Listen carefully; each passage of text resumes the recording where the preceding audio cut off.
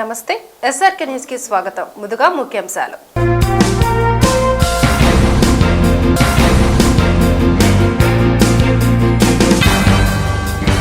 ఐదవ రోజుకి చేరిన నంది నాటకోత్సవాలు ప్రేక్షకుల్ని కళ్ళు తిప్పకుండా చేస్తున్న కళాకారులు.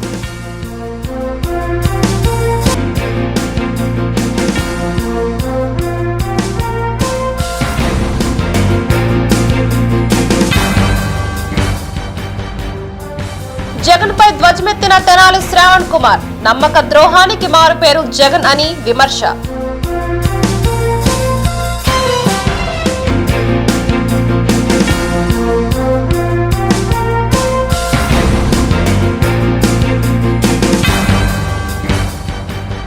విద్యుత్ కార్యాలయం వద్ద బీజేపీ ధర్నా.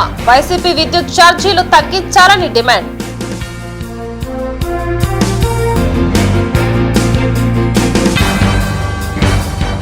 రాష్ట్ర ప్రభుత్వం అత్యంత ప్రతిష్టాత్మకంగా గుంటూరు నగరంలో నిర్వహిస్తున్న నంది నాటకోత్సవాలు బుధవారంతో 5వ రోజుకి చేరాయి. విజ్ఞాన మందిరం వేదికగా జరుగుతున్న ఈ ఉత్సవాల్లో భాగంగా విశాఖపట్నంకి చెందిన జయ కళానికేతన్ బృందం శ్రీకాంత్ కృష్ణమాచార్య పద్య నాటకాన్ని ప్రదర్శించి ప్రేక్షకుల్ని ఉర్రూతలూగించింది. ఈ క్రమంలో రాష్ట్ర చలనచిత్రం, టీవీ మరియు నాటక రంగ అభివృద్ధి సంస్థ జనరల్ మేనేజర్ శేషసాయి జయ కళానికేతన్ బృందానికి 50,000 రూపాయల నగదు బహుమతితో పాటు జ్ఞాపికలను ప్రదానం చేశారు.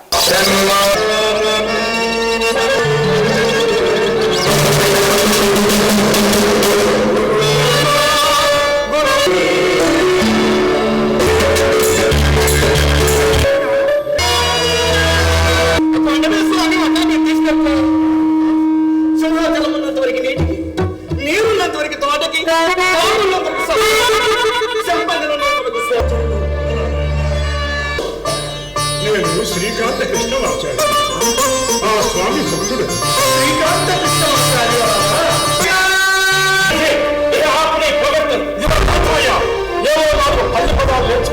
సంస్కృత పండించలను ఆ స్వామి కదా ఇంకెవరో మీ గురువు గారు ఏమన్నాడు? వాడు అల్లుడు గారు అన్నాడు. అంతే కదా. చల్లగా చేయించావా? కాగిపోయి తమంగా చేయించేసానండి. తెచ్చుకుంటూ కూడా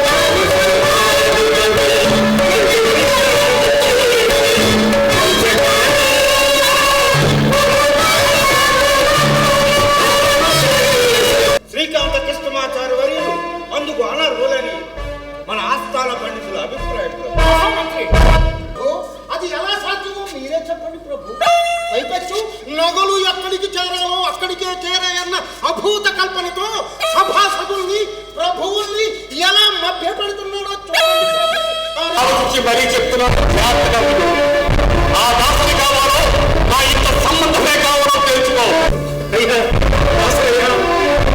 నేను అందరి క్షేమము కోరుతాను. చాలా సంతోషంగా ఉంది గురుగారు. ఈ సంతోషం విన్నపం ఏమిటి విన్నపాలు? అది ఎలా చెప్పాలో తెలియదు కదండి. అన్నీ చెప్పిరా, ఆవిడ చెప్పద్దు కదా, మనం చెప్తాను. మనకేమో చెప్పి మొన్న కళ్యాణోత్సవంలో నాట్యపోటీ అయ్యాయి కదండి. మీరు అప్పుడు పరీక్షాధికారిగా కూర్చొని ఎవరు అప్పుడు ఆమె గెలిచిందని వేశారు కదండి.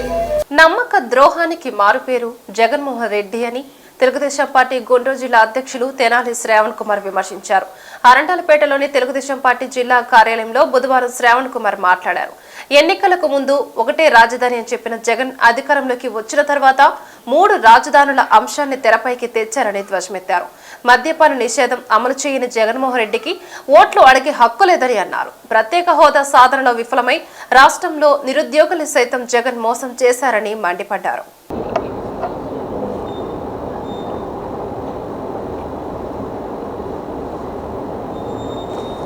ఓకే, చెప్పండి మీరు.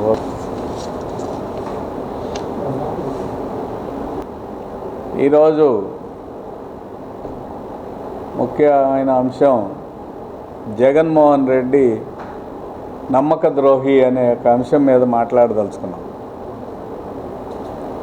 నమ్మక ద్రోహానికి మారు పేరు జగన్మోహన్ రెడ్డి. ఎన్నికల ముందు అనేక అంశాల్లో ప్రజల్ని నయవంచనకు గురి చేశాడు.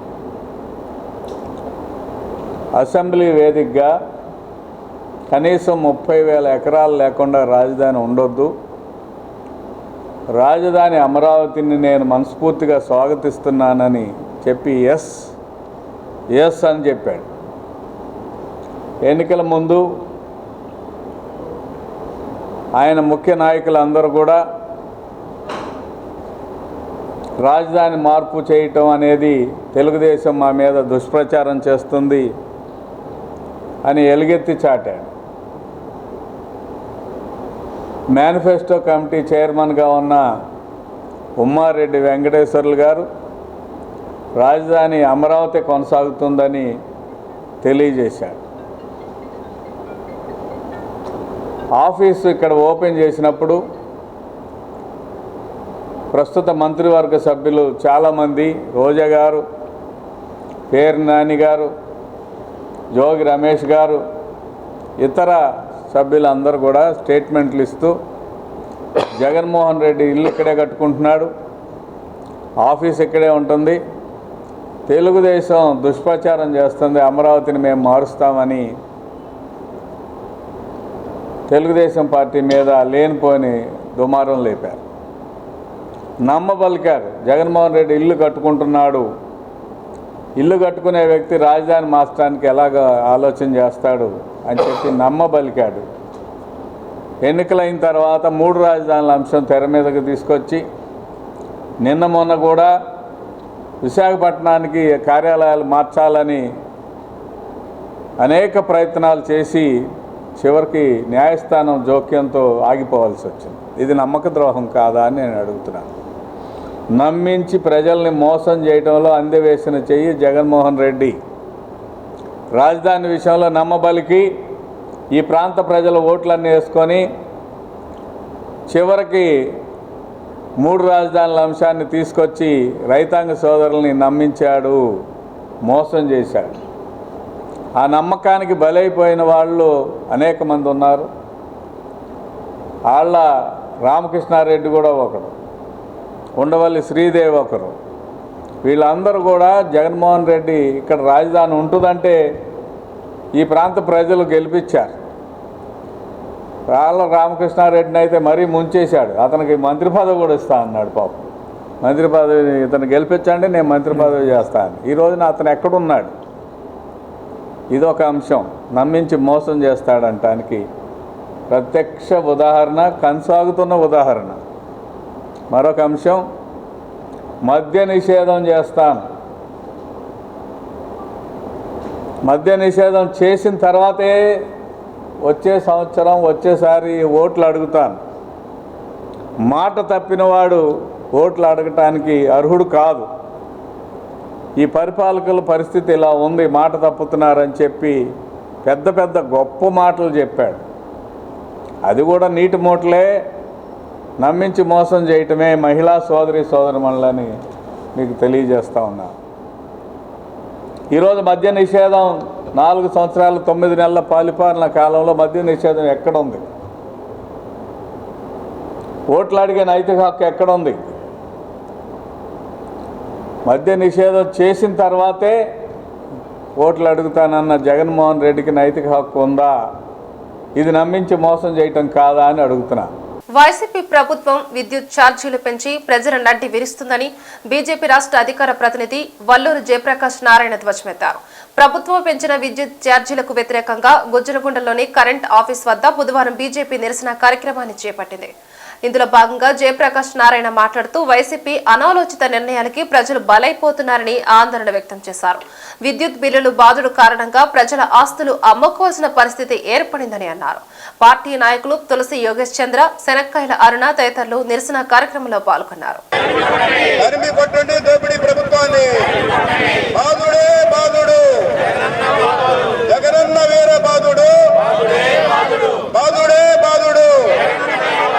ఈరోజు భారతీయ జనతా పార్టీ రాష్ట్ర పార్టీ ఆదేశం మేరకు ఈ రాష్ట్ర ప్రభుత్వం ప్రజల నడ్డి విరిచే విధంగా విద్యుత్ ఛార్జీలు పెంచడమే కాకుండా ఈ దేశంలో ఈ రాష్ట్రంలో ఉన్నటువంటి ప్రతి ఒక్క వ్యక్తి మీద కూడా భారం వేస్తూ అదేవిధంగా ఒక అసమర్థపు ఒక అనాలోచితమైనటువంటి రాష్ట్ర ప్రభుత్వం యొక్క వైఖరికి నిరసనగా ఈరోజు గుంటూరు పశ్చిమ నియోజకవర్గంలో భారతీయ జనతా పార్టీ ఆధ్వర్యంలో ఇవాళ పెద్ద ఎత్తున ధర్నా కార్యక్రమం ఈ విద్యుత్ సౌదా ఎదురుగా జరుగుతూ ఉంది. ఈ కార్యక్రమానికి సంబంధించి ఏదైతే ఈ రాష్ట్ర ప్రభుత్వం పెంచినటువంటి విద్యుత్ ఛార్జీలు ఉన్నాయో ట్రూప్ పేరుతోటి, అదేవిధంగా అడ్జస్ట్మెంట్ ఛార్జెస్ పేరుతోటి, సెస్ పేరుతోటి, రకరకాల పేర్లతోటి ఈ రాష్ట్రంలో ఉన్నటువంటి పేద బడుగు బలహీన వర్గాలకు సంబంధించినటువంటి ప్రతి ఒక్క వ్యక్తి మీద కూడా భారం మోపుతా ప్రజలు విద్యుత్ ఛార్జీలు కట్టాలి అంటే కూడా ఆస్తులు కూడా తనఖా పెట్టుకునేటటువంటి దుస్థితి ఈ రాష్ట్రంలో తీసుకొచ్చినటువంటి అరాచకమైనటువంటి ప్రభుత్వం ఈరోజు దురదృష్టవశాత్తు మన ఆంధ్ర రాష్ట్రానికి దాపురించింది. అయితే ఏదైతే గ్రామాల్లో కానివ్వండి, పట్టణాల్లో కానివ్వండి వీరు వసూలు చేస్తున్నటువంటి విద్యుత్ ఛార్జీలన్నీ కూడా కోల్ మైన్స్కి కట్టకుండా ఏదైతే నిల్వ ఉండవలసినటువంటి బొగ్గు నిల్వలు ఉండాలో ఆ నిల్వలన్నీ కూడా థర్మల్ పవర్ స్టేషన్స్ దగ్గర ఉంచకుండా మహానదికి కానివ్వండి, సింగరేణి కాలరీస్కి కానివ్వండి వాళ్ళెవరికి కూడా బిల్లులు పే చేయకపోవటం వల్ల ఇవాళ వారు బొగ్గు నిల్వలు కూడా మన రాష్ట్ర ప్రభుత్వానికి పంపించేటటువంటి పరిస్థితి లేకపోవటం వల్ల మనకి ఈ ప్రాంతంలో ఉన్నటువంటి VTPS మన విజయవాడ థర్మల్ పవర్ స్టేషన్ ఏదైతే ఉందో అక్కడి నుంచి సుమారుగా 2400 యూనిట్లు మిలియన్ యూనిట్ల విద్యుత్తు అక్కడ ఉత్పత్తి కావాల్సి వస్తే కేవలం ఇవాళ 1000 మిలియన్ యూనిట్లకి పడిపోయినటువంటి పరిస్థితి. వీటన్నిటికీ కారణం ఈ ప్రభుత్వం యొక్క అనాలోచితమైనటువంటి ఆలోచన. వారు ఏదైతే ప్రణాళిక చేసుకోవాలో ఆ ప్రణాళిక కానీ సమీక్ష చేయడం కానీ ఎక్కడ కూడా జరగనటువంటి పరిస్థితి. ఇక్కడ విద్యుత్ శాఖ మంత్రి ఎవరో కూడా చెప్పలేనటువంటి పరిస్థితి ఈరోజు ఈ రాష్ట్రంలో ఉంది. ముఖ్యమంత్రి గారు ఏ రోజు కూడా విద్యుత్ ఛార్జీల మీద కానీ ఈ విద్యుత్ అవసరాల మీద కానీ ఎటువంటి ఆలోచన కూడా చేసి సమీక్ష చేసినటువంటి పరిస్థితి మనం ఎక్కడ కూడా చూడలేదు. గుంటూరు జిల్లా పరిషత్ సమావేశ మందిరంలో బుధవారం జెడ్పీ సర్వసభ్య సమావేశం జరిగింది. జెడ్పీ చైర్పర్సన్ కత్తిర క్రిస్టీనా ఈ సమావేశానికి అధ్యక్షత వహించారు.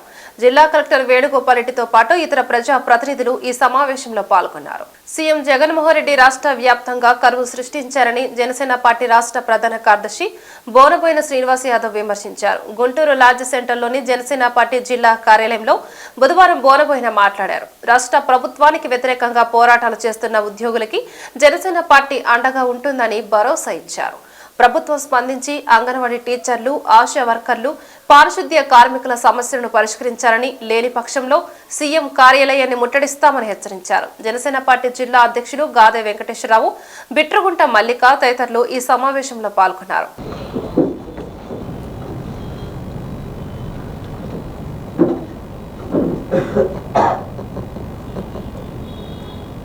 ఈ రోజున జగన్మోహన్ రెడ్డి గారు ముఖ్యమంత్రి అయిన తర్వాత 4 సంవత్సరాల 9 నెలల కాలం గడిచిపోయింది. 4 సంవత్సరాల 9 నెలల కాలంలో ఆయన చేసింది ఏంటంటే రాష్ట్ర వ్యాప్తంగా అలజడులు, రాష్ట్ర వ్యాప్తంగా కరువు సృష్టించడం, రాష్ట్ర వ్యాప్తంగా కూడా ప్రజలందరూ జగన్మోహన్ రెడ్డి గారి వైపు చూసేలా చూడటం. అది చూసి చూసి చూసి అందరూ కూడా ఈ జగన్మోహన్ రెడ్డి ఎప్పుడు ఇంటికి పంపిద్దామా, అభివృద్ధి అనేది కనిపించట్లా, అవినీతి అనేది ప్రతి చోట కనిపిస్తుందని చెప్పి కూడా ప్రజలందరూ ఎదురు చూస్తూ ఉన్నారు. పోతే మా యొక్క పెద్దలు పిఎస్సి చైర్మన్ గారు నాదెండ్ల మనోహర్ గారు 7-8 ప్రెస్ మీట్లు పెట్టి ప్రభుత్వంలో ఉన్నటువంటి అవినీతిని ప్రశ్నిస్తూ వాటిపై సమాధానాలు చెప్పాలి ప్రజలకని తెలియపరిచిన ఇంతవరకు కూడా సంబంధిత మంత్రులు ఎవ్వరూ కూడా సమాధానం చెప్పకపోగా ఎవరో ఒకళ్ళిద్దరు అధికారులు వచ్చి తప్పుడు సమాచారం ఇచ్చి ప్రజలను పక్కదారి పట్టిస్తూ ఉన్నారు. ఈరోజు చూస్తామంటే మా అధ్యక్షులు వారు చెప్పినట్టుగా అన్ని వర్గాల వారు రోడ్లపై ఉన్నారు. ఏ వర్గం వారిని వదిలిపెట్టకుండా ఇబ్బంది పెట్టారు. రాబోయే రోజుల్లో ప్రతి నియోజకవర్గంలో కూడా ఎక్కడైతే సమ్మె చేస్తున్నటువంటి కార్మికులు కానీ అంగన్వాడీలు కానీ ఆశా వర్కర్లు కానీ ఎవరైతే ఉన్నారో అందరికీ జనసేన పార్టీ అండగా ఉంటుంది. ప్రతి నియోజకవర్గంలో ఉన్నటువంటి ప్రతి నాయకులు మండల నాయకులతో సహా ఆయా నియోజకవర్గంలో ఉన్నటువంటి శిబిరాలను సందర్శించి వారికి న్యాయం చేయాలని చెప్పి మేము డిమాండ్ చేస్తూ, న్యాయం జరగని పక్షంలో రాష్ట్ర వ్యాప్తంగా ఉన్నటువంటి ఈ యొక్క ఎవరైతే వారు నిజమైన కోరికలు వారికి రావాల్సినటువంటి ఏదైతే వారి కోరికలు ఉన్నాయో ఈ ప్రభుత్వం ఎవరైతే ఇబ్బంది పెడతా ఉందో వారందరినీ తీసుకొని సీఎం గారి ఇంటి దగ్గరికి వెళ్తామని చెప్పి కూడా తెలియజేస్తాం. జనసేన పార్టీ తరఫున తప్పనిసరిగా ఎవరైతే వీళ్ళు ఉన్నారో పారిశుద్ధ్య కార్మికులు కానివ్వండి, ఆశా వర్కర్లు కానివ్వండి, అంగన్వాడీ టీచర్లు కానివ్వండి. అంగన్వాడీ టీచర్లు అయితే మరీ ఘోరం. ఈయనేదో ఇంగ్లీష్ మీడియంలో చేరుస్తాను, అందరినీ ఇంగ్లీష్ చదువులు చెప్పిస్తాను, ప్రతిపక్షాల పిల్లలైనా చదువుకునేది ఇంగ్లీష్లో, మనం చదువుకోకూడదు అన్నాడు. ఈయన ఎక్కడ చదివాడు, ఈయన పిల్లలు ఎక్కడ చదువుతున్నారు, ఈయన ఎమ్మెల్యేల పిల్లలు ఎక్కడ చదువుతున్నారు, ఈయన మంత్రుల పిల్లలు ఎక్కడ చదువుతూ ఉన్నారు. ఆ యొక్క మాట చెప్పి ఎక్కడైతే మండల పరిషత్ స్కూల్స్లో ఉన్నటువంటి 1వ తరగతి నుంచి 5వ తరగతి ఉన్నటువంటి స్కూల్స్ అన్నింటి కూడా మూసేసి అందరిని అంగన్వాడీల దగ్గర పంపించుకున్నారు. ఈరోజు అంగన్వాడీల పరిస్థితి ఏమైంది? వారికి ఇచ్చేటువంటిది జీతాలు సరిపోక పిల్లల్ని సరిగా పోషించలేక వారు అప్పులు పాలైనటువంటి పరిస్థితుల్లో మాకు స్టూడెంట్స్ సంఖ్య పెరిగింది, సరైనటువంటి సౌకర్యాలు కల్పించాలని వాళ్ళు 15 రోజులుగా రోడ్డుపై కూర్చుంటే కనీసంగా పట్టించుకోకుండా అగ్రిగోల్డ్ వాళ్ళు ఆయన గతంలో చెప్పాడు ప్రతిపక్షంలో ఉన్నప్పుడు, అగ్రిగోల్డ్ బాధితులందరికీ రాగానే జగనన్న 1100 కోట్లు మీ అందరికి కేటాయిస్తామని. 4 సంవత్సరాలు 9 నెలల కాలంలో 1100 కోట్లు ఏమైనాయని చెప్పి అడుగుతూ ఉన్నాం. మేము అగ్రిగోల్డ్ బాధితులు ఏం ఆదుకున్నారని చెప్పి అడుగుతూ ఉన్నాం. కాబట్టి రాబోయే రోజుల్లో ప్రజలందరూ కూడా ఏదైతే అవినీతి ప్రభుత్వాన్ని గద్దెదించడానికి ముందుకు వచ్చారో అదే స్ఫూర్తితో జనసేన పార్టీ, టీడీపీ ఉమ్మడిగా కార్యాచరణ ఏది తీసుకున్నా కూడా మీరు ఆశీర్వదించాలని కోరుకుంటూ సెలవు తీసుకుంటాం. అమెరికన్ అంకాలజీ ఇన్స్టిట్యూట్ ఆంధ్రప్రదేశ్ మహిళా సమైక్య సంయుక్తంగా అశోక్ నగర్ లో బుధవారం క్యాన్సర్ ఉచిత పరీక్ష శిబిరాన్ని నిర్వహించాయి. అమెరికన్ అంకాలజీ ఇన్స్టిట్యూట్ వైద్యులు వేమూరి చంద్ర నేతృత్వంలో వారి వైద్య సిబ్బంది క్యాన్సర్ పరీక్షలతో పాటు బీపీ, షుగర్ పరీక్షలు నిర్వహించారు. ఇందులో భాగంగా డాక్టర్ చందన మహిళా సమైక్య రాష్ట్ర ఉపాధ్యక్షురాలు కొల్లా స్వాతి మాట్లాడారు. ఇక్కడ ఈరోజు అశోక్ నగర్లో మేము స్క్రీనింగ్ క్యాంప్ నిర్వహించడానికి వచ్చాము.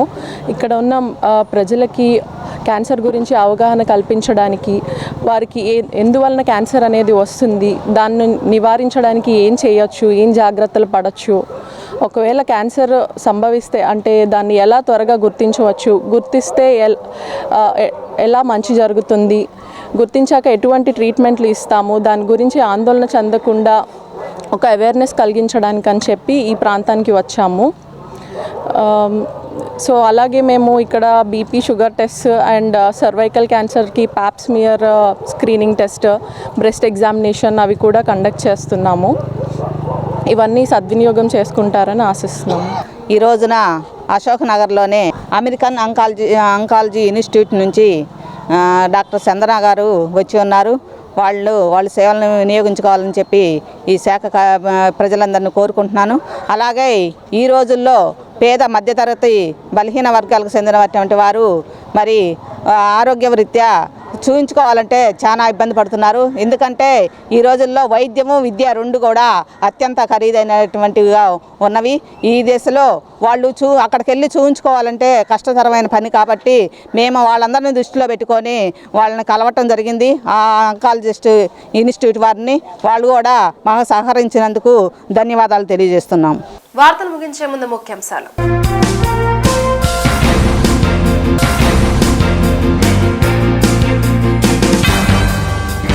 5వ రోజుకి చేరిన నంది నాటకోత్సవాలు ప్రేక్షకుల్ని కళ్ళు తిప్పకుండా చేస్తున్న కళాకారులు.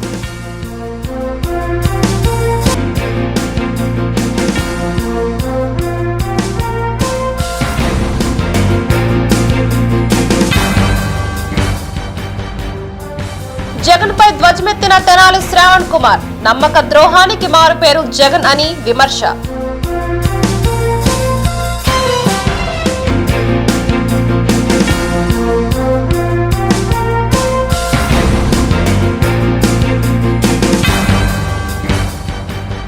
విద్యుత్ కార్యాలయం వద్ద బీజేపీ ధర్నా. వైసీపీ విద్యుత్ ఛార్జీలు తగ్గించాలని డిమాండ్.